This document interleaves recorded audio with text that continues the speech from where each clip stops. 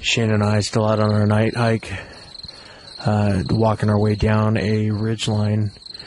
Again, it's like 1:30, 2 o'clock in the morning, something like that. The Olympic Project expedition, for people out there, if you get a chance, if you can come get into an expedition with these guys, I learned so much. One of the things I thought was really cool today was Tom's presentation with the group going out, and he got dressed up like a Sasquatch. People knew that. Well, explain it to the audience. Yeah, first of all, Tom Baker. It was kind of a group. It was a last-minute thing. We do this for our group. We've done multiple experiments with Thorns at night.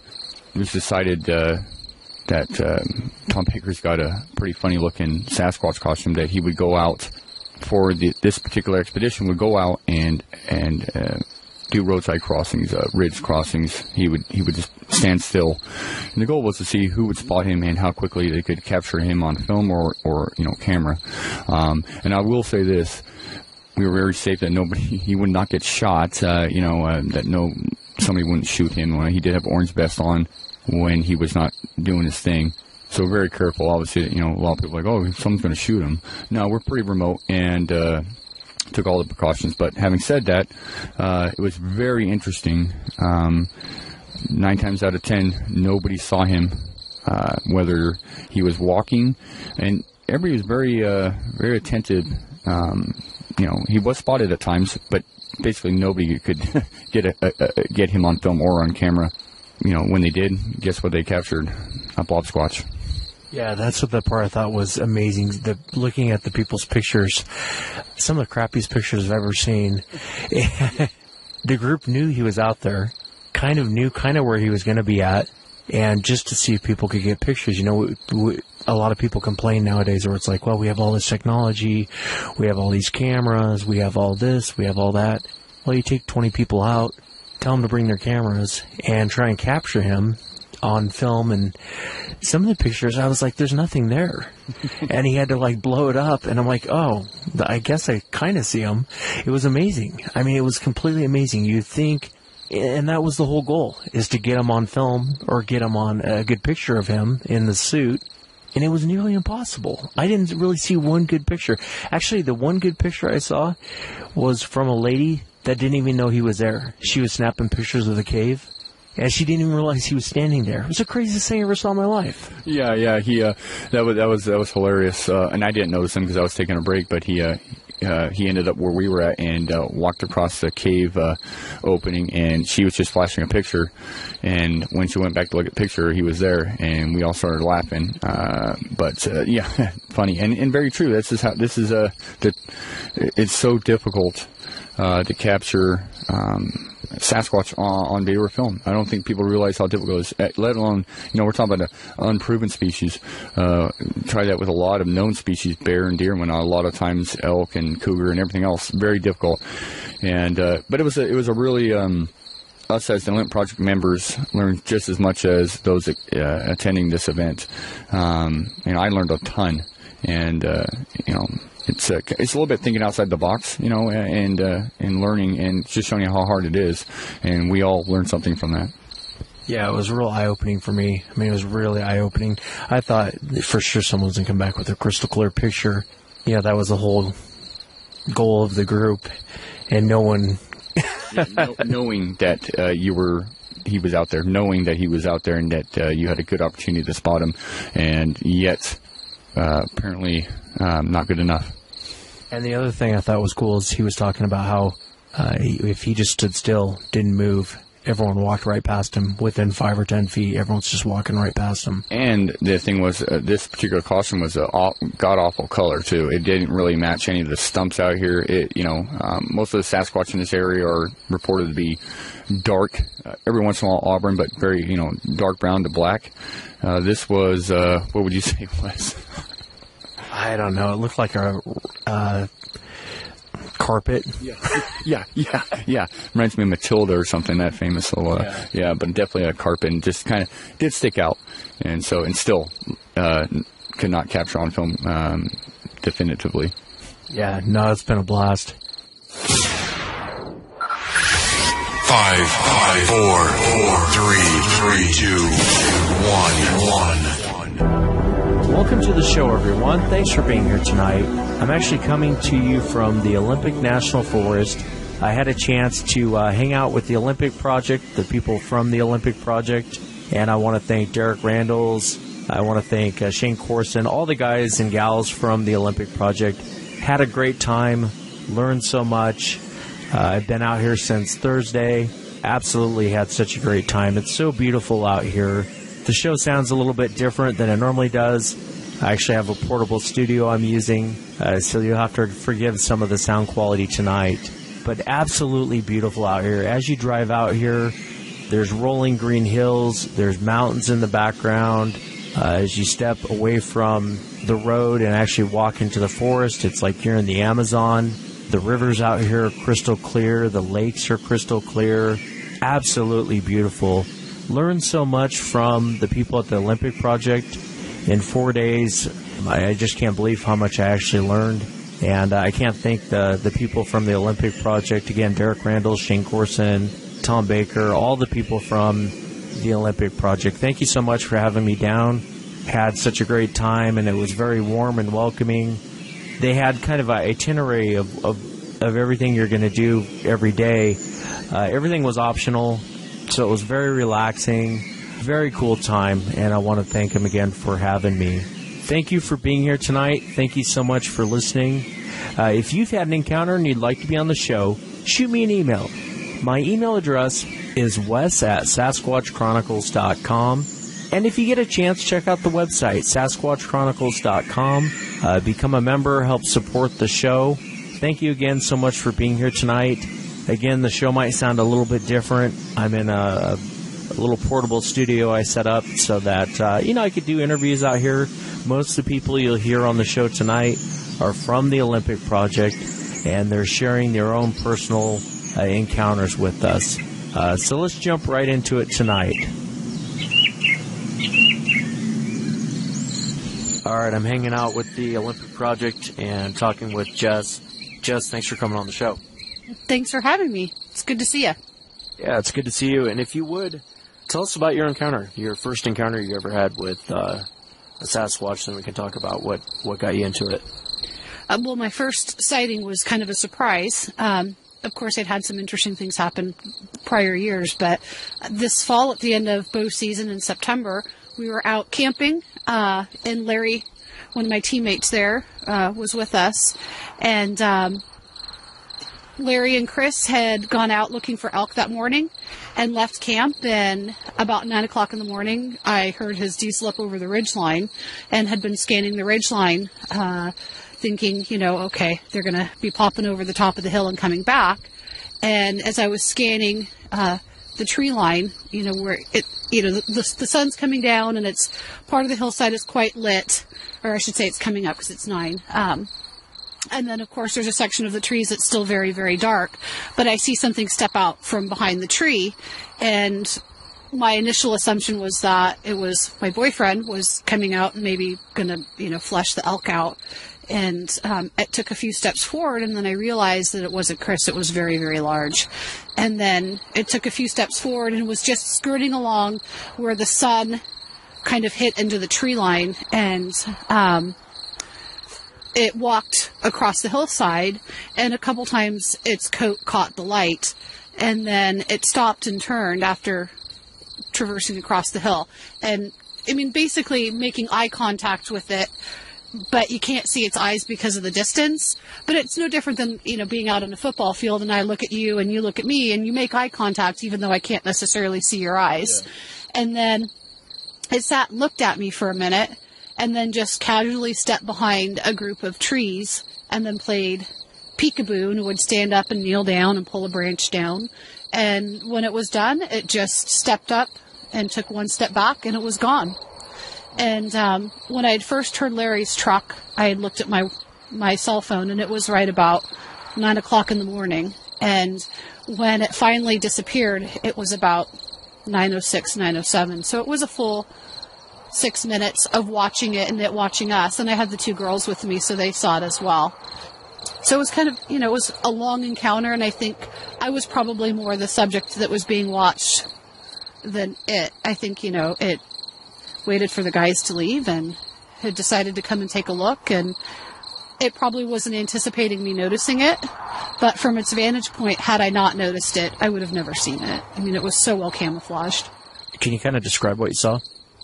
Well, it was definitely really big, and when it walked across the hillside, it had a very smooth, even gait, and it had a, I hate to reference the Patterson-Gimlin film, but it's like the one thing that people have readily seen where they can kind of, say it was very similar to that, and they can reference that. It was forward-leaning, no neck, head and shoulders were just massive. It had a longer arm. The upper leg was longer than the lower leg, and it had a very forward-walking gait with kind of, very pendulous movement from the hip to the knee. And so, you could duplicate the walk, but you can't duplicate the proportions. And so that definitely stood out. When you say the lower leg, like the knee was in a different spot? Well, the length from the hip to the knee was fairly long in comparison to the knee to the ankle. Now, of course, I couldn't see that far down because of all the slash, and so I could just see just to below where the knee was. But even at that distance, you could see the way the hair would kind of lay against some of the musculature, and so you could see how large the muscle groups were. And even though I couldn't tell you definitively, describe the face, the way the shadows on the hair laid, I'm terrible at drawing, but I could still sketch out the hairline in relationship to the forehead and the nose and the features. And it was very, very flat-faced. I would describe it as maybe more gorilla-like in terms of shape, and the nose being more flat, but very large, and then a very large cranial ridge or brow ridge. And then, of course, the top of the head had that, on the dogs that you look at, they have that kind of ankle bone. It was the same thing. It had a, more pointy head, would be, I guess, a basic way, or conical shaped head that just angled down into the shoulder with almost no neck. So extremely dense musculature through the neck and the shoulders, and very broad across the chest. How tall would you say it was? Well, when we did a recreation of it after the fact, I sent the guys up there and we measured, and we were estimating right about the 8-foot mark. And wider than both Larry and Chris standing side by side. I sent them up there and directed them from down below, and it was wider than what they were. So. How far away were you from the creature? You know what, Larry? I'm just going to ask him. Like football field and a half.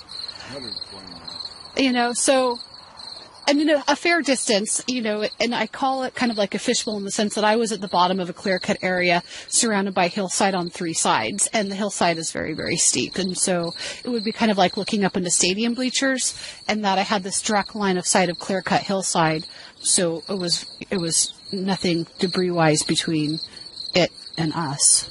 What was it about it that caught your attention?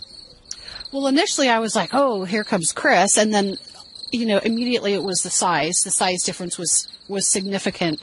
And I didn't even realize how significant until the guys went up there and kind of made asses of themselves trying to climb the hillside. Definitely the size and the way that it walked. Larry and Chris couldn't walk through the slash without falling and dropping, and it was really funny, actually. This thing walked so smoothly through the undergrowth, and you have to understand, the slash there is probably 3 to 4 feet with lots of logs and lots of hidden holes, and it didn't stumble, it didn't struggle, it didn't have to step over things. It just simply walked like we would on on a path or, pavement. It was very, very smooth, very at ease in territory that we would have to really work hard at getting through. So that was the big thing, and that it was just very comfortable and very confident in its environment and very interested in what we were doing. Did it make you nervous? I realize you're at a distance away from it, but you got your 2 kids there, and then you see something that big. Were you worried at all when you looked at it? Maybe I should have been, but, I always laugh and say, it's not like you go turn on the news on CNN or Fox and say that some kid was absconded by Bigfoot. So no, I wasn't worried. I think I have a healthy respect for it in terms of its size, but we weren't bothering it, and it clearly, came in and watched and was there to do whatever it wanted to do. So, I mean, there wasn't any threatening behavior. It just was there to watch. So maybe if it was like a bear charging you, or if it was a little bit closer, I might have been a little bit more concerned. But I mean, there was just nothing about its behavior that gave me any reason to be concerned at all. Yeah, no, and I understand that. Sometimes you talk to people and these things growl at them, or they bluff charge, and people have a different take on these things than that type of encounter where it's more curiosity, where it's just checking you out. Sure. I mean, I don't think they're probably any different than people. My personality is different than yours. It's going to change depending on the situation, and I think age, obviously, and maturity, probably just like people, alter how we interact at different times. And I think they probably, I mean, I've experienced really aggressive noises in the past. So yeah, I mean, I think there is the possibility of having extreme aggression, especially if they have or share any type of primate traits. There's definitely the possibility of physical aggression as part of how they express themselves. But in my experience, and I think in others, it's more of bluff charging. It's more of moving you along the trail with noises and sounds without ever showing itself, because they don't want to give themselves away. But it's very easy to use noise and sounds to intimidate, to get you to move directionally where they want, kind of like cattle dogs. They're able to move what they want to move just using their body language and sounds. And so I don't see what they're doing as much different than that. I think it's interesting your boyfriend had an encounter, and he was kind of, as you and I were talking earlier, I mean, he was kind of supportive but skeptical, which is understandable. Right. You want to tell us what happened with it? Yeah, we were out, I guess it's been about 3 weeks now, and we'd actually just gone out camping. We weren't out Bigfooting, and we'd taken the Jeeps, and we were out with friends, and they'd gone out night wheeling, and there was a section of road that kind of goes over top a clear-cut area with a stream, and he locked up his brakes and slid the Jeep about 20 or 30 feet, and saw something come up the side of the hill, cross the road, go back down. He apparently got out of his Jeep and went and watched it, cross the meadow. And he said at one point it turned and faced him as it was going down the hill, and that it did growl. But I haven't really asked him a whole lot, because he's still processing, and this is not really the time to be, throwing a bunch of questions at him, because he's still kind of processing the whole thing. But they did come back and get us, and you could see where he'd skid, and he was honestly scared. I mean, I haven't seen him shaken up over very much, and he was physically shaking, did not want me to get out of the Jeep. He chambered around. He was so concerned. And, I don't know. I think the longer you spend out kind of having these experiences, the less worried or the less scared you get, because you're more familiar with what's going on. And he just isn't there yet. And so, I'm out there, let's run down the hillside and see what I can find. And he's like, no, it's dark. I don't want you going away from the Jeep. You might get eaten, because he just doesn't have that. He just doesn't know. And I think he'll get more comfortable with it the more he goes out, maybe the more experiences he has. But can you describe what he saw, or did he tell you what he saw? He said it was big. And when we went back and measured a spot, I think we're figuring it between the 7.5 and 8 foot range. And I mean, my take, the reason it growled at him is when he saw it, he hopped out of his Jeep and he ran towards it initially. And at that point, it was already down the other side of the embankment when he said it turned at him. And so, I mean, yeah, if you startle something, a wild animal, and you run at it, don't be surprised if it exhibits a warning behavior to say, hey, don't follow me. They can be quite intimidating. So, what he described was very large, very masculine. And then what was really ironic is that my teammate Larry had a sighting there maybe 2 months. Yeah, 6 weeks, 8 weeks prior to that. And the one detail that Larry hadn't shared was a detail that was one of the first things Chris had noted, is that it had a white spot on its neck. And when he said that to Larry, Larry was like, you've got to be kidding me. And then Larry pulled out the drawing that he'd sketched of it with the grayed out patch. And it was the same exact location of Larry's sighting, just a month and a half or 2 months prior to that. And so, and I can't remember the time of day Larry's sighting was, but this was 10 o'clock at night. So, yeah. Does he want to go out anymore, or is he done? No, he does. He definitely wants to go out more. I don't think he has quite figured out what all of it means yet. You know, I think he's interested to have more experiences, but I think it's a bit unsettling initially because it's just something very new and you don't really have a reference to it. It doesn't quite behave like any animal he's ever experienced. And so it's going to take him a while to get comfortable and figure it out. And, you know, Bigfooting isn't his hobby. He goes in support of me. Of course, we weren't Bigfooting that night. We were four-wheeling. But you just don't know. I mean, you could go out and research for years and never have an experience and go out bike riding and see something. So it's kind of probably a little bit luck of the draw for some people. And, you know, we spend a significant amount of time out in the field. I haven't so much this year since my accident, but, you know, when you're out in an area every weekend, wildlife start to desensitize a bit to you, and I think they start to build a comfort level, whether it's the deer or the coyote or whatever. They start coming closer into camp, and I don't think that this is any different. Have you ever had anything aggressive happen when you've been out? Oh yeah. I mean, we've had growls. I had a giant rock hurled in my direction, and it landed right behind me the year prior, in that same area. And it was Gunnar Monson and I sitting around a campfire about midnight. And we were actually talking about the Oregon Primate Research Center. And I hadn't really thought much about it, but had just made a primate call. And at that time we heard this crash and a whoosh and then a thud. And this ginormous rock landed a foot behind my chair. And so when it landed, it made such a crash. Of course, I flew over the campfire, tripped over him, and just about roasted myself. Because if you hear something, you know, land behind you at midnight, your obvious reaction is you need to get up and turn around and face it because it landed right behind me. So I catch a lot of shit for that, I'll be honest. But when we went back and reviewed the audio, I mean, well, yeah, some throws a rock at you. I'd be jumping over the fire too. Right. It's like, oh God, you can't see what it is, and it's dark, and so I tripped right over his feet into the fire, just trying to get my feet underneath me so I could face it. But when we went back through the audio, Gunnar was like, you're not going to believe this. And so you can hear, as Gunnar and I talking, you can hear some grunting and growling going on in the background. And then right before it throws us, you can hear the really, really deep. And then you hear something step forward, and then you hear the whoosh, and then you hear it hit the branches that it's going through. And then, of course, you hear it land, and you hear I don't know. Fuck, shit. Sorry. It was lots of four-letter words, I'm sure, and then landing, and then it was gone. So the next morning we did crawl up to that area because there's no rocks in that area. So whatever it was had to have been carried in from the road.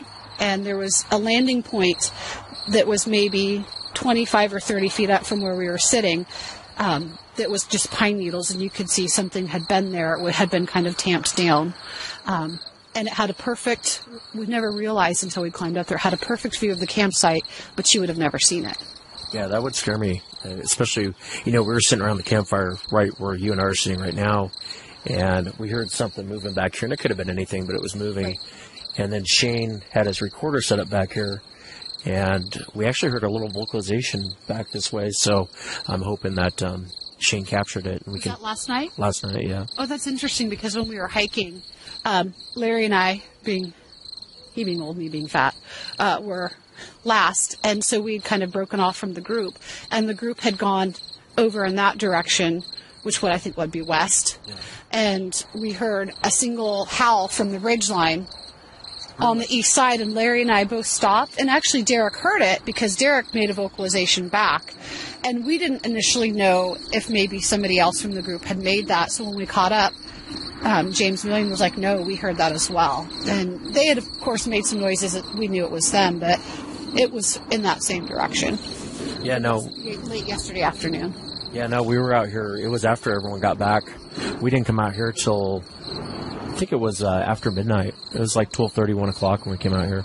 Well, I mean, James has had something happen down there where he saw something, and I don't know if that was last year. And then when I was up here, I don't know, 2 years ago, I was walking back to my Subaru, which had been parked just right out here, and I was backed right in against the bushes, and I had something flank me all the way from the porta potty up, and it wasn't quiet, and it was pushing pretty hard through debris, and it literally was keeping up with me. And so when I slowed down and stopped, it did, and when I walked, it kept coming. I don't know what it was. It could have been a cat. It could have been, who knows. But it made a lot of noise, and it drew attention. And then I got in my Subaru and got into my bed, and about 10 minutes later, I had something thrown at the back of the Subaru. And then I got up the next morning, and there was a rock sitting at the base of the Subaru, and it cracked. I mean, it cracked pretty hard. Yeah, I don't want to give away too much on the location where we're at, but this whole area is notorious for sightings. If you ever look up sightings in this area, it's just notorious for people seeing creatures and all kinds of roadside crossings through here. And I've talked to loggers through here that have had encounters, and this is a great area. It certainly is. You've got the power lines. And so I think anytime you have the power lines and you've got some clear cut, oftentimes it's still pretty steep and there's a lot of slash, so people don't choose to hike through there. But it makes real obvious corridors for something that has the ability to go through it pretty easily. And so, interestingly, in our research area, besides here, down on the Oregon coast, we have similar theories about the power lines and how they use those as travel corridors. And we've had a significant amount of sightings. And my sighting, ironically, if you look behind the hillside behind where it was, there's power line, and there's a power line corridor. The sighting where both Larry and Chris had, it's a power line corridor, and there's also a creek underneath it. And so, you start to really attention to that. Yeah, I think those are the areas to set up shop. As a hunter, those are the areas I'd go to, because that's where all the prey goes, and then it's the easiest path to go from point A to point B. Sure, and you get a lot of deer down there. You get a lot of elk. The elk will hover kind of in the tree line, but we'll drive through there and you'll see elk down there. And so, if they're using it as a travel corridor and coyotes use it, why would what I would consider an apex predator? Yeah. Why would it not do the same? It's following the food, it's following the water, but it still has shelter. I mean, it's really an ideal setting. I thought it was interesting last night when Derek was talking about how in the past they've gone out and they'll set up 4 guys along the trail vocalizing, and they'll give everyone thermals, they'll give everyone cameras, and 9 times out of 10 you can't find those guys, and they're telling you ahead of time. And I don't think a lot of people realize how thick and dense it is out here. I mean, I could go 10 feet back from where we're sitting, lay down, and you'd never see me. You'd probably never find me unless you came right up on top of me. So no, that's really true. And the joke is it's the world's champion hide and seek, but it is. I mean, its whole job is to avoid detection, and that's obviously what it's done, and it does it well, and it's well suited to the environment, and we're visitors. So, yeah, I mean, in this environment, you can go just 10 feet behind Shelley's tent there, even 7 feet, there's that tree there, and somebody could stand right there, and you never see them. And in our area, we've had that same occurrence, and we were out this last winter, and it was pouring down rain. It was the most horrific conditions. And it was cold and it was wet and it was pushing up near midnight. And my little dog, Foxy, absolutely went bananas. Now, they've been Bigfooting with us since they were puppies, and they're not bothered by a whole lot. And she started barking and growling and pacing right at kind of the brush line. And so I have an inexpensive imager that I bought for my tablet, and we hadn't used it yet. So I'm like, okay, well, let's pull this out. I figured we had a fox or maybe a coyote or a raccoon or something that was coming into camp, and that's what I anticipated seeing. And what we ended up seeing was something very tall and very large, peeking out back and forth behind a tree. And it's not a high-quality thermal, so you don't have the benefits that these high-dollar equipments have, but you can take still shots, you can take video. And when we broke it down even frame by frame, you can see that whatever it was significantly large, not proportioned like a human would be, and it didn't have that same, it didn't have the gait that we would choose to walk in, that would be difficult to kind of emulate. But in terms of size, it's with that imager, it was very hard to try and recreate. I mean, we did some test runs, and I would still say between 6 and 8 feet, because it was larger than anybody we sent out in that same location. But it was pouring down rain, and, you know. I'd like to see that. I can show it. I actually have it with me. And it's not great. Like I said, it was our first time using it. And so I guess, you know, I'll plug this piece of equipment for their company. You can thank me later. But both FLIR and Seek Imager have these tiny little, I'll have to show it. I actually have it with me. They come in this tiny little case, and they can plug into your tablet. They can plug into your phone. So they have both the Android and the iPhone. And they run between $200 and $300. And I compared them. They have their pros and cons. They're not fabulous, but they're perfect for somebody who wants to go out and wonder what's not too far in front of them. Now, the Seek XR, which is the one that I purchased, was about $300. And it has a range up to, I think, 1,000 feet, which is pretty significant. And it's got a little manual focus on it.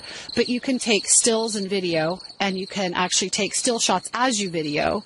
And it comes in several different color palettes, and so you can, you know, select through it. And honestly, for the money, I think it's fabulous. It's something that the average person can afford. It'll give you a peek into the woods at night. You know, you have to learn how to use it and how to read it, but if there's something large and in charge and throwing off heat, you're going to see it. Yeah. So we could even see the dogs. We sent the kids out. We could see the kids. Poor Shane, we were testing it one night, and I went probably 500 feet, and then I mooned him. And you could see that. So, I mean, you can actually get some pretty good detail off of it. Of course, the more clothing you have on, the less detail you have. And so that was something that we did notice. But I mean, for the money, I think for a piece of equipment that's easy to carry with you, money well spent. You're not going to get a Nobel Prize for, hey, Patterson-Gimlin film, but it's a tool that you can use and have to say, okay, that's something, that's a coyote, or that's a fox, or that's a Larry. Yeah, last question. What do you think Sasquatch is? Oh, you know, there's so many theories. My personal take is that they probably share similar DNA to us, as do other primates. There's probably much more similarity than difference. My opinion is that it's, you know, similar to humans in terms of evolution, but its own little branch. And they've continued to adapt and evolve to the environment that they're in, much like we have. So we've gotten less hairy over thousands of years and more refined. It's probably the traits, obviously, that would be best suited are coat and musculature and strength and stealth. And so, so I think it's similar to what we are. I think would be similar and related to primates, but its own species. I thought a lot about the possibility of it being a hybrid. You know, that's been tossed out a lot, and I suppose that's a possibility. You know, the Native Americans talk about it interbreeding with women. Is that a possibility? I don't know. I mean, look at horses, and they can do that, and you can get mules, and so who knows? But I think it's probably very similar to us in terms of genetics and physiology, but I think it's its own species. Yeah. It does a good job of keeping itself well hidden, and so it just hasn't been categorized yet. Yeah. Jess, thanks so much for sitting down with me. Oh, thanks for having me. Well, I'm sitting here with Mike Leone.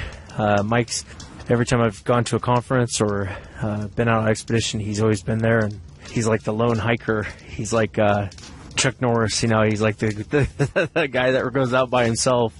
Mike, thanks for coming on, man. Sure. Thanks for having me. I enjoy the show. Thanks, man. And if you would, you had 2 encounters. I know your first one was up at Mount St. Helens. Do you want to tell the audience about it? Sure. It was July 2009, and it was the end of July last weekend, and it was really hot that weekend.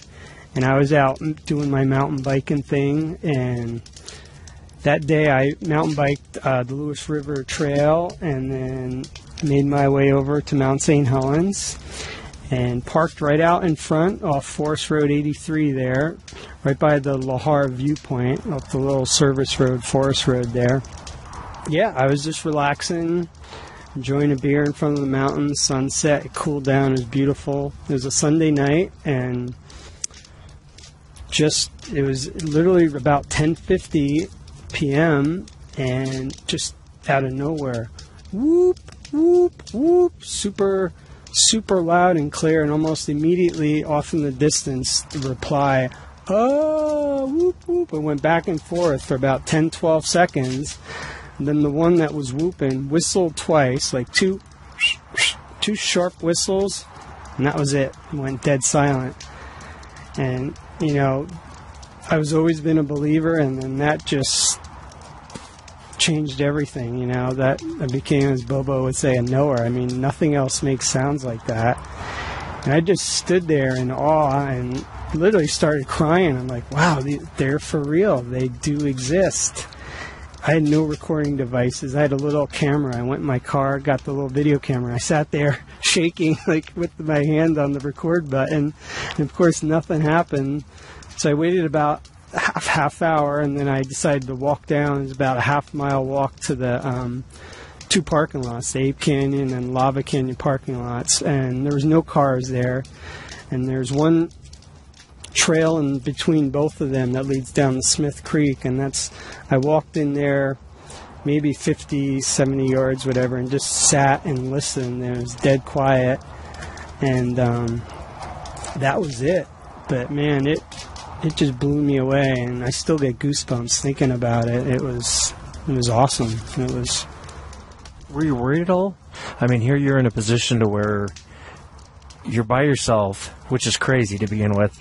You know that, right? Yep. I do a lot of solo Bigfooting, as they say, and some people think I'm crazy, but it's a rush, and that I had the adrenaline going, and it was just like, I don't know what I was going to do anyway in the dark alone, but that's the only thing I could think of to do. And plus I wanted to go down there and see if there's any cars. And it was before Finding Bigfoot was on TV, so it wasn't any other people making those sounds. And man, and ever since that time, I always have a recorder out now, because, yeah. What's interesting about your encounter is the whistling, and then everything stopped. Yep. To me, they were just locating each other. It was really hot. That might have been the hottest weekend of the year that summer. And I do believe they travel together in groups, or, at least they keep track of each other, and they were locating each other, and that's all my theory on what was going on, and they were going about their whatever they do. And then you had a sighting in 2012. Do you mind telling everyone about that? Certainly. It was the end of September 2012. I, at the last minute, decided to drive out to the spot out by Mount Hood. It was a Thursday night, and I hadn't been to this spot in a couple of years. It was just very convenient, so I drove in. It's off Lolo Pass Road near Riley Horse Camp. I have no problems telling people where it is. You're welcome to go there. And just drove down, parked in the little inlet. At the time, I had a Honda Element, and I had the back set up as a little camper. And that night was dead quiet, beautiful, warm evening, no bugs, and literally I fell asleep in my chair, woke up, crawled in the back of my rig, slept, woke up. It was about 8:30 in the morning, and I literally just sat up just to take a look around, because I pulled in there at night and caught movement to my left, and there was a Bigfoot right there just walking away from me. I only saw it from behind, and I watched it for a few seconds. It rounded the bend out of view, and I was like, no freaking way. It just was just like, wow. And it was about 6.5, 7 feet, just your big broad shoulders, no neck, just hunched over, lumbering along the road.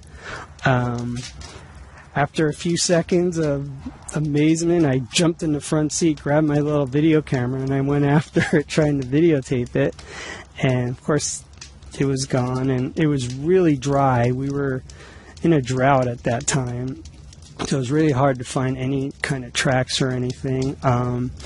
So I was in I walked down to the end of the road where it was burned off about 50 yards. I was in sandals at the time and looked around, couldn't find any tracks. Went back, got my shoes on, walked down a little further, and I was maybe about half hour after I saw it. I'm walking back to my car, and off in the woods I hear this rah, rah, rah, like yelling. I was like, whoa.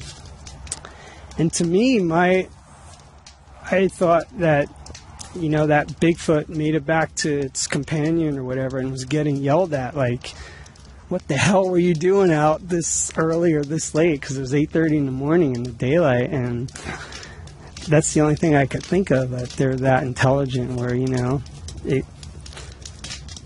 they were in the woods there, that's where they were hanging out, and What color was it? It was dark brown, black. And was there anything about how it was proportioned that threw you off? Just big, broad shoulders, I didn't look at the legs or feet, because it was so quick. I just was looking at the head and the back, and the left arm swung out as it rounded the bend. And, it wasn't ginormous, but I think it was like an adolescent or something. I'm just guessing, because it was probably out when it shouldn't have been out. And there's a couple campsites down the road. They were closed for the season, or at least during the week they were closed. And there was nobody else around for miles, because I had my bike, and I biked down just to see if there was anyone, and there was no one back there. So, it was just luck, plain and simple. If I would have, I think it was right in the road, walked out of the woods, was watching my vehicle, and when I sat up, I realized someone was in there, and it turned around and started walking away, and that's when I saw it. Wow. Yeah, it's kind of life-changing to see one of these things, isn't it? Yeah. It just confirmed what I already knew from the vocalizations, but, it was really cool. I'm very fortunate just to have those two encounters for sure. I'm just a lucky guy, and I just tell people, just go out and do your thing, and you may get lucky. Yeah, it's amazing, isn't it, when you are actually looking for them.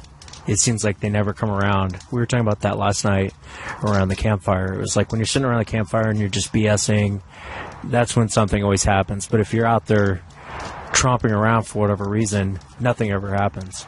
Yep. I tell people, when you least expect it, and you just never know. So just always try to be on guard. And I always, when I get to camp, just start a recorder, and always try to have a camera on you. It's because you never know, and someone's going to get good video or picture. It's just, a matter of time. But that's all you can do, because you can never really prepare for when you're actually going to have it and what you're going to do once you encounter one. So, what do you think Bigfoot is? I think they're a biological creature. They're definitely an intelligent species. Just like Derek says, they're very hypersensitive, hyper-aware. I always tell people Sasquatch have a very high woods IQ. This is their home, and it's real easy to stay undiscovered. Just walking, you see the steep terrain of these hills and how thick forests, and one could be right across the street there, and he's fine, because no one's going to be bushwhacking up that steep terrain. It's mainstream people don't understand how vast and thick some of this forest is, and there's so many places where people just don't go, and they're safe there. Yeah. Well, Mike, thanks for coming on, man. All right, thanks for having me. All right, I'm sitting here with Larry, founder of the Tillamook Research Group. Is that right? Tillamook Forest Group. Tillamook Forest Group. Yeah. And Larry, thanks for coming on, man. Hey, you're welcome. Glad to be here. And if you would, I know I was just talking with Jess, and she was telling, you were sitting there with us, and she was telling us about her boyfriend seeing that one Sasquatch with the white stripe on its neck. And you had actually seen that one before. Do you want to tell everyone what you saw and kind of what you experienced prior to even Jess's boyfriend seeing it? Sure. I'll say about 40 days before that, I was out in our area. I'm do some writing, so I wanted to get away from home. So went out to a place, started a fire, just sat and did some writing. And it came about noon, and I was like, I better go home and get something to eat. So I'm barreling down the logging roads at about 40 miles an hour. And there's one area that's always intrigued me is the Beaver Dam Complex area. So I always glance down there, and it's kind of a dip in the road. So as I was cresting the hill, I'm seeing this guy crossing the road in front of me. Now, mind you, I'm going 40 miles an hour, and I'm going, why is that guy all in black? Why is he wearing a ski mask? What's wrong with his nose? And as I got up to him, it turned over its right shoulder, looked at me, and I was still going, as I passed it, I was like going, well, that was a Bigfoot.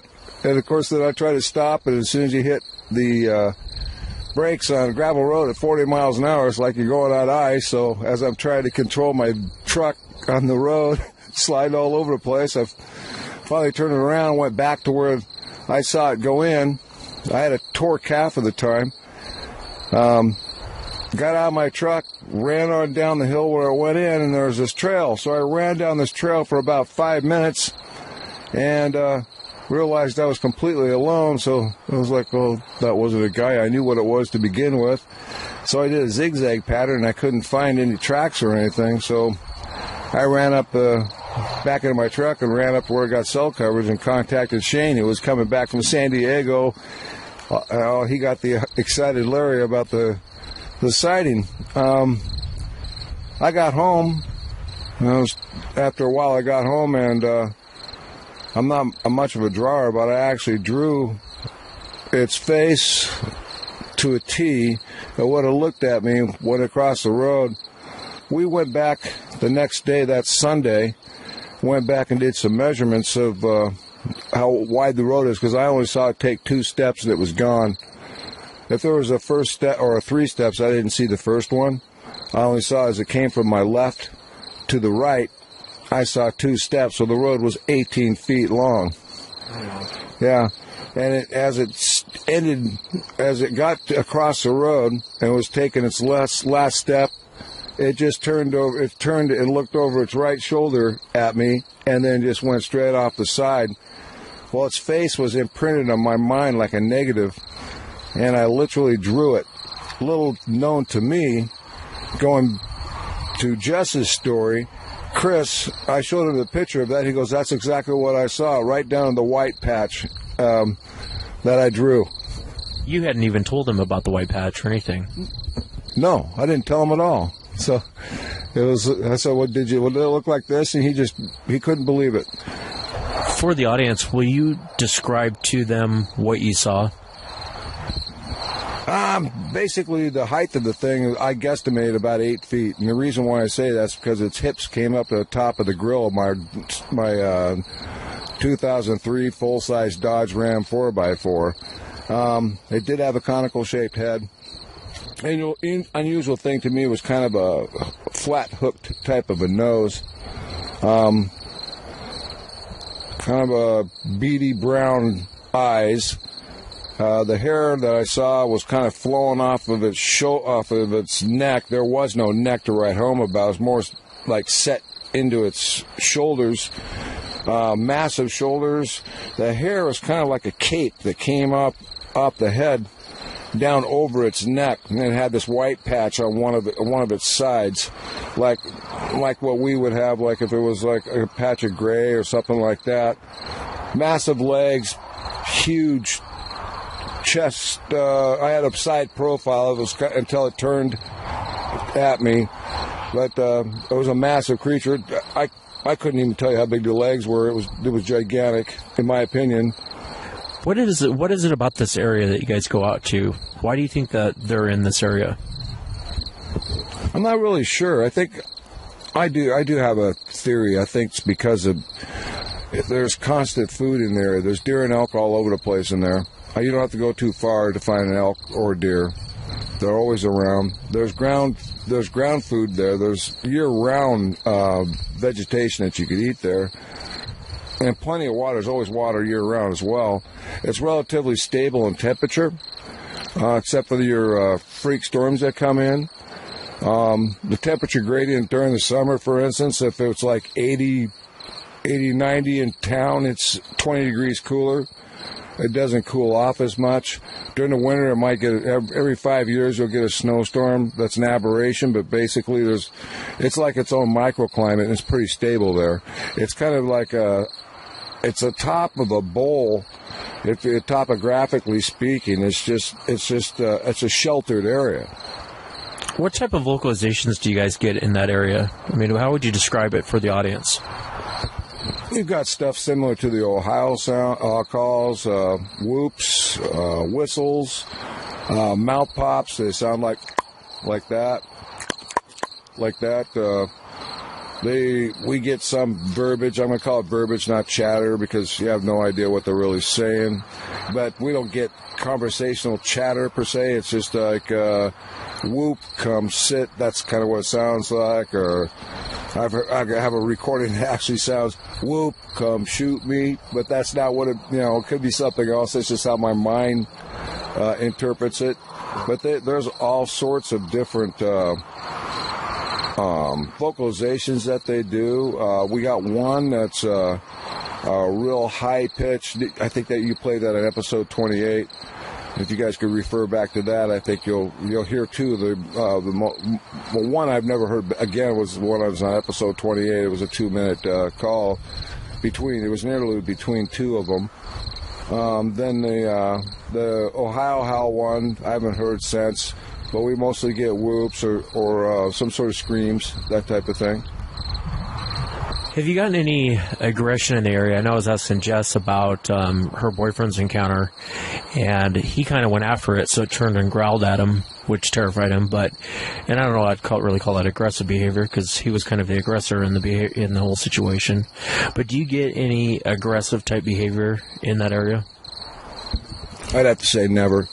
I think that while I've been point blank range to them, in the sense of where they reach through my tent and grab my head, and I've been close enough to them to see them 30 yards in the dark, they're just curious. There's no aggression whatsoever. However, Gunner and I were pushed out of an area once that we've never gone to at night, and they have this capability of making this, for lack of a better term, a boombox sound that's penetrating. I'm not going to go to infrasound. I'm not sure it's that, but because you could audibly hear it, real deep bass sound. But they know to stay out the distance just enough where your flashlights can't penetrate. That's how many yards it is, or wherever it is that dark zone is. They stay right there. But that night I called the Jurassic Park night, because it literally pushed us off the mountain and was just staying out of sight. And the weird thing was, prior to that, we heard one whistle to the southwest, and then we heard another one to the northeast. So we knew there was two of them in there, because we were the only ones up there, period. All we were going to do is just leave audio and leave. And we were up in there, and I set up a parabolic dish, and that's when we heard the first whistle. And then when we got back in the woods, we stood on the path and went dark, and we heard this boom, boom, boom. But similar to if you would think that somebody was walking down the woods with a boom box, but imagine the bass, that irritating bass blasting at you, coming straight for you. So I finally convinced Gunner we got to get out of here. We have to leave. I pushed him. I had my 45 out. I don't know what I was going to shoot at because I couldn't see. Yeah. And we ran on walked down the hill swiftly.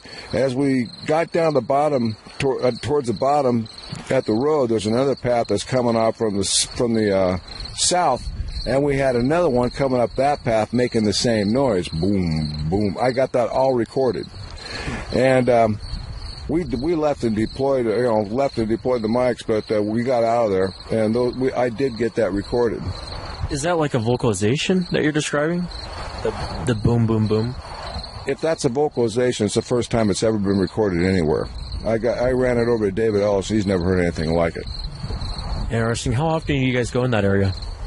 On average, we're up there every week, every 2 weeks, year round. And what's kind of the hope when you're up there? You guys trying to get track casts? You guys trying to get them on film? What's kind of the ultimate goal up there? Want to put a bullet in one? I'm in the no-kill part. I think the whole Tillman Forest is no-kill. But if we get a track, that'd be good. That's good. We've actually got more sightings now since we've been up there so much. And I think part of the rule of thumb is at least for my looking back, is that they get to know you after a while. They know what vehicles you're driving. They know the sound of your vehicle just by the metallurgy in your engine, how it sounds. There's a uniqueness to everything. Your voice is unique. They learn that. They learn. I guess you can hypothesize they learn to trust that or get used to you. Usually when I go in there alone, it takes me about 20 minutes to acclimate back to the woods, decompress. And after a while, I could tell they're around. I've had them walking around at me in the dark, whistling, mouth popping, breaking sticks and stuff. Get real close within maybe 15 yards. I just can't see them because my campfire light doesn't go that far. I've learned not to flash a flashlight on because I don't like it. And we've had them throw rocks at us before. They whistled where my dog took off right after them. I thought I was going to lose my dog. Shane was with me that night. And we got him back, and a minute 38 seconds later, another whistle came from another direction. There went my dog again. Border collies are pretty fast, so he could have been right up to it for all we know. And we got Cody back. But most of the time, our mode of operators is to let them come to us. And we get some awesome audio. I think we've gotten some chest beats. We've gotten grunts. We've had them throw rocks into our camp. One time, there was one that was so close to our camp, it threw a rock, and we heard this tink, tink, and we didn't know what it was until the next morning. What it was is they threw a rock and hit my tailpipe on my truck. But what was really fascinating is that the one that was in camp got all excited and had this ooh, that type of sound, but it was a grunt thing, but he was really excited because it made a big noise. And we've had them come, they imitate bird sounds. It's kind of weird, but they've got a pretty repertoire of whistles that they do. They got your regular standard like that, and they got the high pitch sound type of whistles that they can do, and different type of octave of talking, if you will. It's not like what you and I would comprehend, but it's not human. What do you think Sasquatch is? I haven't got a lot of thought of that. I haven't got a clue. I don't know. I think it's some sort of ape that's learned to walk upright. I don't think it's of the Gigantopithecus genome at all. It's something else, and I just haven't put my finger on it. Kind of like some of it would be like a upright walking gorilla with a human type of face, for lack of a better term. They are powerful, hugely powerful. Well, Larry, thanks for coming on, man. I appreciate being here. Hey, no problem. Thanks a lot. All right, I'm sitting with the great Thomas Steenberg. I'm a huge fan. I've been in this for a very short time. I know you've been looking into this for a long time, but I appreciate you letting me interview you. My pleasure. My pleasure. I know you've written, 4 books? I've written 3 myself and co-authored 2 others. I've also done editing work on a few more. So, if you would, where can people get your books, and would you mind going through the ones you've written and the one you co-authored? First book that was published was called The Sasquatch in Alberta. It was put out by Western Publishers, which has gone under. I mean, they went out of business quite a while ago, so it's rather hard to find that book nowadays. The second book was called The Continuing Mystery, Sasquatch Bigfoot, The Continuing Mystery. It was done by Hancock House Publishers. You could still find it in any store that sells Hancock House books on the Sasquatch. Third book was called In Search of Giants. That came out in 2000. Same thing, Hancock House Publishers, still available. And then I co-authored Meet the Sasquatch with Chris Murphy and John Green. That came out in 2004. That's still available. And the last book was Sasquatch of British Columbia, again with Chris Murphy and myself, and that came out in 2012. How long have you been looking into this subject? I started serious research in 1978. I've been at it ever since. But I was interested in the subject in general long before that, yeah. And what got you interested into it? What made you actually, most people don't realize the time and effort and the money and everything else that goes into looking into this. What got you to that point to where you're like, I'm really seriously going to look into this? Well, it all started when I was a weird kid. So my parents, this is like the mid-1960s, my parents brought home from my sister and myself a hardcover Reader's Digest book. One of those educational textbook type things that has a chapter on hurricanes and a chapter on volcanoes and this and that, and it had the usual section in the middle on dinosaurs with all the old paintings with a T-Rex standing straight up dragging its tail on the ground, and we can all around. And suddenly right in the middle of that dinosaur section there were 2 pages with these creepy black and white blurry pictures, and the title of the article was The Thing in Loch Ness. I must have read that 100 times, and I couldn't put it down. I became fascinated with it and wanted to watch everything and read everything about it, and I started scouring libraries for books. And, of course, when you go looking for books on this, you find books on, with other things in it. And I knew very young I wasn't going to move to Scotland, so I started reading about this thing in Western Canada called the Sasquatch. But what really did it was not too long after that, sneaking downstairs when my parents are watching a movie on the old black and white TV. I go walking around the corner, think I'm going to get hell for being up. And he says, let's let the lad watch it, my father says. Let's him watch this. He's interested in this kind of thing. And my mother goes, oh, no. He's going to have nightmares, blah, blah, blah, blah. My father won. I'm sure he's regretted that ever since. And what was playing was that old Hammer horror film classic starring Peter Cushing, The Abominable Snowman of the Himalayas. Do you remember that one? Yep. It was Sasquatch from that moment on. That was it. Yeah. And I started reading and collecting and studying and researching everything I could find on the subject, and I started physically researching the matter in, like I said, 1978. And when did you meet John Green? I first met John Green not too long after that, 1980, I believe, 79, 80. I met Renee a couple of years later. And the late Robert Titmus soon after that. Yeah, I knew them all, the late Grover Krantz. Yeah, the only one of the originals that I really didn't know until recently was Peter Byrne. Yeah, I didn't really meet him physically until 2010, even though we exchanged letters all the time. Yeah. I'd like to say one of the greatest achievements was I was able to be friends with all these guys and do research and work with all these guys and not get sucked into their personal wars. Because half the time you couldn't get these guys in the same room together. Yeah. Not much has changed. Oh, I mean, I'd go meet Renee in the bush, and he'd go, so what did that Titmus say about this or that? And I go, I'm not telling you, Renee. He says, I won't tell you what he said, and I won't tell him what you say. And they never held it against me. Yeah. I don't know why, but they didn't. Yeah. What was some of the most memorable encounters that you've looked into? I'd have to say 2 of the best ones I looked in was the Crandall Campground incident in Alberta in the Victoria this weekend in 1988. It was 4 witnesses in Crandall Campground in Waterton Lakes National Park. They were all playing cards at the picnic table when the one couple decided to go down the trail to the public washrooms to brush their teeth and turn in for the night. Well, halfway down the trail, this thing was standing on the trail, and they almost bumped into it. It let out a large grunting noise at them, and she pulled away from her husband. Her name was Susan Stoneass. Now it's Susan Ray Adams. And she ran running back to the campsite yelling bear. But Scott, he slowly backed up, and he kept his eye on it. He saw what was basically a large shadow move off the trail to the left. And, of course, the other couple back at the campsite, when they heard the word bear, was helter-skelter for the cars. Scott came back, tried to get in the car with his wife, but she had locked the door and she wouldn't let him in. I guess somebody had to be sacrificed.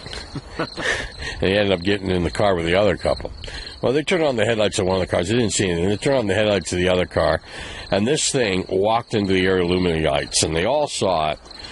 as it disappeared in the trees towards the Manga Blackstone Brook. But here's where it really got interesting. The two men wanted to go driving around the scene again because Darwin Gillies, he knew exactly what it was. I mean, he said, you're not going to believe that. You know what the hell that was, that sort of thing, blank, blank, blank, you know. The two men wanted to go after it. Two women wanted nothing to do with it. Matter of fact, Susan wanted to pack up and head back for Calgary. But they calmed her down. So they ended up getting all piled in one car and driving around the campground, seeing if they could see it again in the general direction where it had gone. And they ran into a pickup truck with 3 other people. And it turned out these 3 people had seen something strange, too, and they were looking for it. So we may have a case here with not with 4 witnesses, but 7. But the problem is, I was never able to identify those 3 in the truck, and I have no idea to this day who they were. But here's where our 4 main witnesses did the interesting thing. They decided to report it to the park warden's office the next day. That's in national parks in Canada. They're called wardens, not rangers. And Darwin Gillis insisted on making out a written report about what they saw. They were willing to just hear the story and let it go at that, but no, he insisted on doing a written report. And then Warren Allen did. I interviewed him, and he told me he did everything he could to convince these people that, it must have been a bear you saw. Something just happened. They wouldn't hear nothing of it. And it's known as the Crandall Campground incident, and I wouldn't be surprised if someday it's considered another Sasquatch classic. Yeah. That's interesting. What did they think it was? What did the other people? I knew there was one guy there that he knew what it was, but what did they describe what they saw? Yeah. They all basically said the same thing. Susan thought it was just over 7 feet tall. The others thought it was closer to 8 feet tall. Susan thought they were, about 90 feet from it. The others thought they were over 100 feet from it. My measurements, they were about 80 feet from it when they saw it. So they overestimated that. But I interviewed all 4 witnesses separately. And even though there's little variances in description, they were all generally describing the same thing. And it was very soon. I mean, Darwin Gillis knew exactly what he was looking at, and it only took a few moments for him to inform everybody else what they were looking at, and they all had to agree with him. Yeah. That's interesting. What was the second one? You said there was 2 memorable ones? Yeah, my second favorite. Well, I've had a number of them, but the second favorite is 2008 in the Lower Mainland of British Columbia. There's an area called Bridal Falls Forest Service Road. A married couple were up there in the high observation point looking at all the lights of the Lower Mainland, and they were on their way down. This is like 2 in the morning.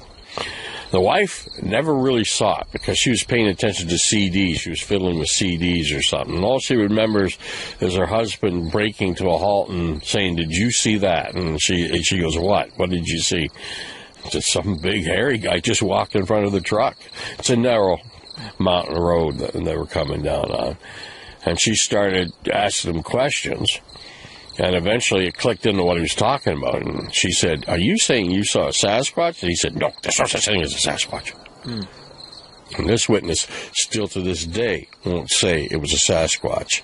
He's told me, I don't know what else it could have been. It certainly fits the description. But, of course, it wasn't a Sasquatch, so there can't be any such thing as a Sasquatch. Some people don't even believe their own eyes. And he told her, "Don't tell anyone about what I saw here tonight. Don't tell anyone." But she told her friend, who told her husband, who used to work at the mill where I lived, and he knew me and what I did. So within 24 hours of this happening, I'm phoning him up saying, I'm curious about this thing you saw on Bridal Falls Forest Service Road last night. He's going, "How the hell did you find out about it?" He was not happy. And so we went up there, and I went to his place after I calmed him down and assured him that anonymity would be respected. And to this day, he won't reveal his identity. He agreed to do an interview and show me exactly where this happened. So I interviewed him at his home. I interviewed his wife.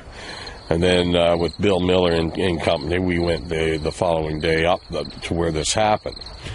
And just by coincidence, the Chilliwack Press was doing a story on Sasquatch in general. And we said, well, we just had this recent sighting report. We'll tell you about it, with not revealing any names. So they did, and they wrote a story about it. And they titled the story, "If You Go in the Woods Today." And the other young man read it and said, "My God, that's the same. I saw something the following evening on that same road." And he came forward, and he contacted us and said, "I saw something the following evening."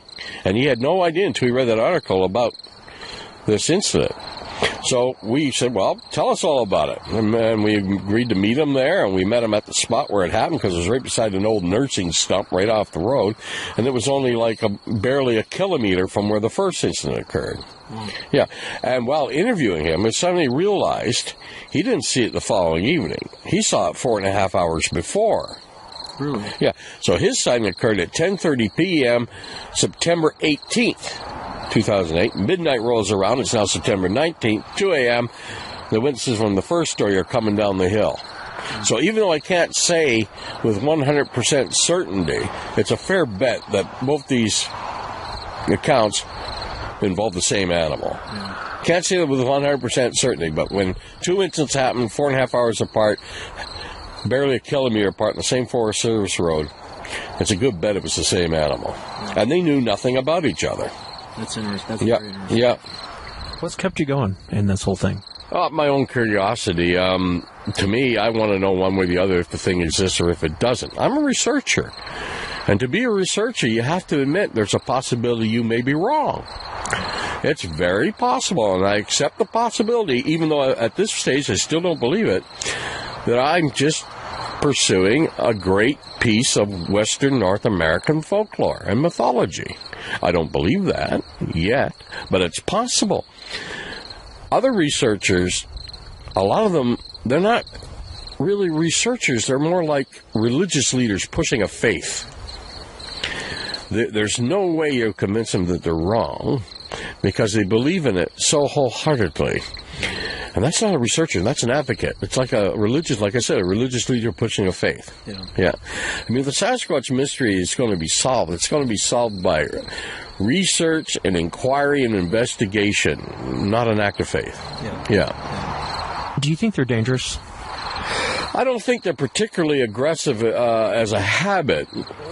Most encounters, I know the thing moves away from you faster than you move away from it. But I do believe it's a primate, therefore it's an animal. And any animal can react violently if it feels cornered or threatened. And let's face it, we do have people who disappear in wilderness areas every year without trace. And I think if you ran into a hostile one of these things, you would tend to disappear. But do I think they go out of their way to harm human beings, or we've got some sort of monster out there? No. If that was the case, we'd know more about them by now, in my opinion. Yeah. Why do you think they're so hard to catch? Because they're so elusive by nature. And I don't think they're endangered or anything like that, but I don't think there's a great number of them. An old friend of mine, the late Grover Krantz, once did an estimate that he thought there was maybe one Sasquatch for every 100 black bears in any given area. And to me, that sounds reasonable. He's probably right. Yeah. I tend to go along with that. The odds of you being in the right place at the right time, or the wrong place at the wrong time, depending how you look at it, it's a shot in the dark. Yeah. And that's why I get, my red flags go up for me when I run into people who claim 5 encounters, 6 encounters, and more than that. Yeah, that sounds a little, because in 37 years of looking myself, I may have had a fleeting glimpse once and only once. Yeah. What did you see? In the summer of 2004, I was going up the west side of Harrison Lake Road. There's a large valley. We were on one end of it, going down through it to go up to the other end, and that's where the turnoff to the fellow I was with, named John. He was the watchman up there. We saw a figure crossing the cut line where the power towers were, right at the crest of the next valley, and it crossed from the middle of that cut line to the trees on the right side in about 5 seconds. It was big. It was walking upright, but it was really too far away to possibly identify. You couldn't see any fine details. And my philosophy from the beginning has always been stick to the facts and never deviate the facts. And the facts are, I saw a figure. The facts are, it was moving upright. The facts are, he was jet black, or appeared to be jet black. But also the facts are, he was too far away to positively identify. If that was a large man, I have, as yet, never seen a Sasquatch. If it was a Sasquatch, I've seen one. Yeah. Have you heard vocals that made you stop and kind of... I've heard a lot of sounds, a lot of strange sounds, and who knows? But nature and animals play a lot of strange tricks. I mean, have you ever heard a cougar screech? It doesn't sound anything like what you hear in the Disney films, and people don't recognize these things. To me, a noise in the bush or a noise at night is just that, unless you saw what made it. It's just a noise, even if it was a Sasquatch. Yeah, you got to see it. Yeah, I mean, it could be, but we don't know. I hear people hearing noises all the time and things like that, and I think a lot of them are probably misidentification of common animal noises or human noises. I mean, there was a bunch of famous ones that I thought I had put a stop to a number of years ago. You've heard of the Chehalis sounds? Yeah. They sounded just like the Puyallup recordings of the late 1960s, the Shalmas recordings in 1979, and the Klamath recordings in 1993. And when I saw a coyote uttering those sounds, as far as I'm concerned, that answered all those others too. Yeah, they're probably coyote. Yeah. Because if you don't see what did it, it may freak you out, but that doesn't mean it was a Sasquatch. Yeah. One thing I liked about Grover Krantz, and I never met the man, and I never got a chance to meet John Green. I know he's still around, but I never got a chance to meet him. And I know a lot of those guys were real quick to say, put a bullet in it. Mm-hmm. And I tend to agree with that. Mm-hmm. And people get upset when I say that. But it doesn't mean you should slaughter everyone you see. That's not what I'm saying. No. But what's your feeling on that? It's just the reality of it. When you ever asked the major institutions, and that would be the Smithsonian and the National Geographic Society or whatever, what do you need to confirm that the species does exist and is alive and thriving in our wilderness areas? And they're unanimous. They need a body or piece of the body. Nothing else will do. And when they say that, that's exactly what they mean. And no amount of wishful, politically correct thinking is going to change it. Now, we don't go out shooting a whole bunch of them, but I agree with the late Grover Krantz. I mean, if killing one would terminate the species and they're doomed anyway, it's going to happen. I don't like the idea of doing it, but that's what has to happen. The only way around one is to find the remains of one that's already dead.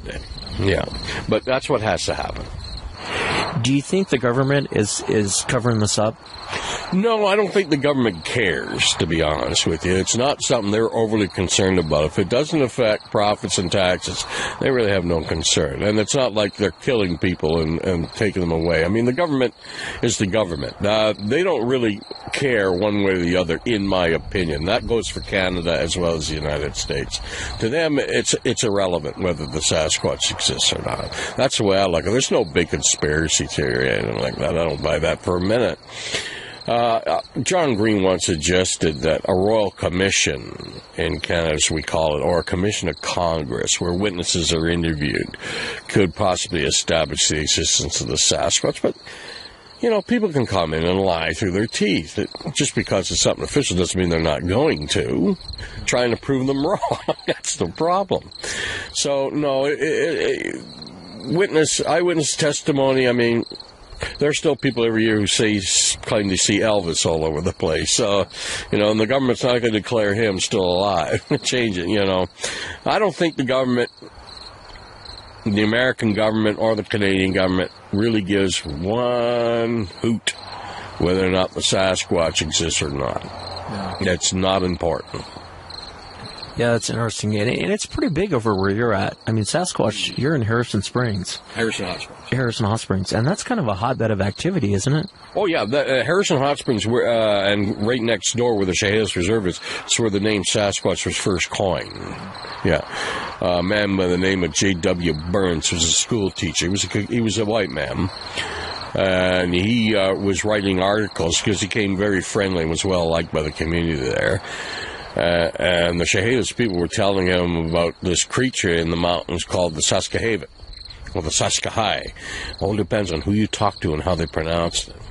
And he wrote an article for Maclean's magazine that was published April Fool's Day, 1929, called Introducing BC's Hairy Giant. And he took the word Saskahavik, or Saskahai, and he misspelt it and mispronounced it, and he called it Sasquatch. And that's how the name caught on with the non-native community in Canada. It's been known as Sasquatch ever since.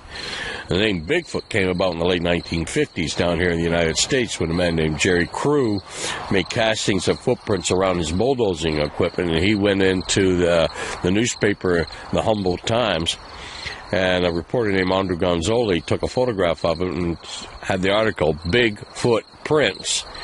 And that went on the Associated Press, and the word Bigfoot was born. And of course, they never heard of Canada's Sasquatch, so the name Bigfoot was born. But so basically, Bigfoot's the American name, and Sasquatch's the Canadian name for the same thing. Yeah. Do you still take reports today? Oh, yes. Yes, I do. Can you tell us about a recent report you took? The most recent report that I have happened in late April on Vancouver Island. It's another roadside crossing with possible footprints. A researcher I know on the island, who I passed the information on to, has set up trip cameras in the area, and hopefully we'll see something. But you never know. It's another roadside crossing, but it's the most recent one. It scared the heck out of the guy. Yeah, I bet. Yeah.